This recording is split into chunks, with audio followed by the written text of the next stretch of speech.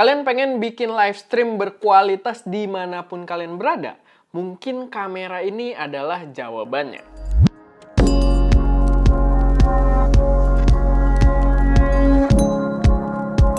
Halo semuanya, selamat datang di channel SC Media dengan gue Erwin. Dan pada video kali ini gue pengen bahas sebuah produk unik dari Opsbot dengan nama Opsbot Tail Air, yang gue rasa ini bakal cocok banget buat para influencer yang suka bikin live stream, atau mungkin kalian pemilik bisnis yang sering memanfaatkan live stream di dalam bisnis kalian. Disclaimer dulu, video ini bukan full review ya, mungkin lebih ke showcase aja, karena emang dari Opsbotnya sendiri ngirimin kamera ini ke kita, dan sebenarnya gua juga nggak paham-paham banget tentang dunia live stream. Mungkin beberapa pembahasan di sini, bahasanya kalian juga lebih paham, yang lebih sering live stream gitu ya. Tapi tetap menurut gua untuk beberapa keperluan bisnis, sebenarnya apa yang ditawarkan oleh kamera ini menarik banget buat dipertimbangkan. Kayak yang kalian bisa lihat, si Opsbot Tail Air ini ukurannya bener-bener kecil banget. Gampang banget buat kalian bawa-bawa kemana-mana. Jadi kalau kalian lagi ada kebutuhan live stream, pengen lebih dinamis, dan kalian nggak mau bawa setup yang terlalu berat, ini kalian pakai tas samping aja gitu ya, itu bisa gitu. Tas kamera kecil aja atau tas drone, itu bisa karena ukurannya emang sekompak itu. Impresi fisiknya sendiri terasa mewah, terasa proper banget, emang khas dari Opsbot juga ya. Kita udah pernah nyoba beberapa kamera mereka juga, termasuk yang webcamnya gue masih pakai sampai sekarang. Dan di sini feel-nya sama karena dia membawa kesan produk yang mewah, kesan produk yang nggak murahan.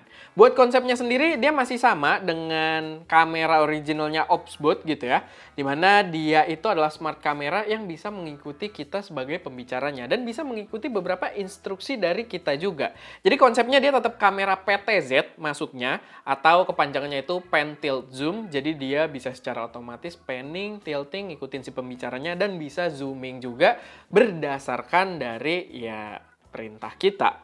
Cuman menurut gue yang agak menarik dari pertama gue ngeliat trailer si kamera ini, entah kenapa di video demonya itu dia banyak banget ditunjukin kalau dia digunakan secara outdoor. Dan itu membuat gue cukup tertarik juga karena kayak semacam pushing the limits gitu ya. Jadi buat teman-teman content creator yang mungkin kegiatannya outdoor juga, hunting foto atau sebagainya gitu ya, mungkin bakal cocok karena dia bisa dipakai live stream di luar juga. Dan mungkin yang perlu kalian pahami, kamera ini memang bukan sebuah webcam gitu ya. Beda, ini adalah dedicated camera gitu ya, bener-bener kamera sendiri standalone gitu yang fungsinya adalah untuk nge-live stream. Dan dia juga kayak kalian bisa lihat di sini dia nyala dan menggunakan baterai gitu, nggak harus selalu colok ke listrik. Walaupun emang untuk koneksinya sendiri, untuk pengoperasiannya biar lebih gampang ya kita harus atur menggunakan aplikasi di laptop, di desktop gitu ya, atau ya pakai aplikasi handphone itu juga bisa. Buat kameranya sendiri dia menggunakan sensor yang nggak terlalu gede ya. Dia pakai sensor di 1/1.8 inch yang hampir mirip dengan kebanyakan action cam atau kamera-kamera flagship di HP. Tapi dia udah menggunakan lensanya itu ekuivalensi 23 mm f1.8 dan dia udah mampu memprovide video sampai 4K 30p dan Full HD 60p. Emang buat videonya sendiri dia nggak menawarkan spek yang gimana-gimana gitu ya, kayak lock profile, slow mo dan lain sebagainya, enggak. Karena memang concern dia itu bukan untuk produksi profesional, tapi lebih ke penggunaan live stream. Sehingga yang diutamakan di sini memang lebih ke fiturnya dan juga kestabilan koneksinya. Karena ini buat live stream. Buat koneksinya sendiri, dia bisa menggunakan beberapa opsi, kayak dia bisa pakai Ethernet cable, lalu bisa wireless juga, kalian kalau pengen pakai WiFi, dan USB Type-C. Sama kalian juga bisa pakai micro HDMI yang udah ada juga di sini portnya, kalau misalkan kalian pengen nyambungin ke kayak mixer-mixer buat live streaming gitu, yang inputnya biasanya menggunakan HDMI juga. Dan kalau misalkan kalian untuk koneksi internetnya pengen pakai Ethernet, sayangnya dia portnya nggak native di kameranya. Kalian perlu pakai adapter tambahan lagi gitu ya, buat nyolokin kabelannya dan nantinya nyambung ke sininya via USB Type-C.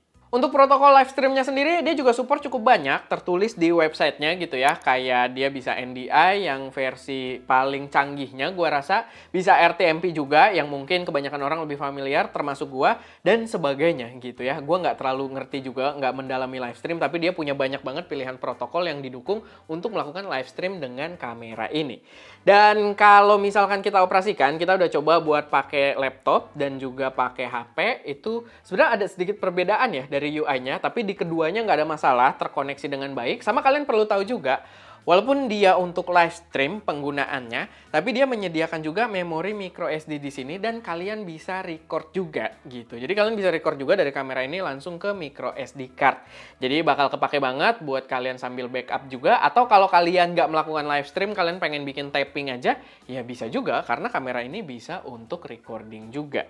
Lalu dia juga pastinya udah dilengkapi dengan fitur-fitur yang bisa mempermudah kita di depan kamera kalau misalkan kita adalah solo shooter. Salah satunya dia punya fitur gesture yang lumayan komplit. Kita bisa kasih perintah buat nge-record, kita bisa kasih perintah buat follow ke kitanya karena dia bisa nengok-nengok, sama bisa buat nge-zoom juga. Ada dua, kita bisa ngatur zoomnya berdasarkan intensitas yang kita mau, atau ya kita sekali aja ngasih tanda dan dia bakal langsung nge-zoom ke posisi maksimal.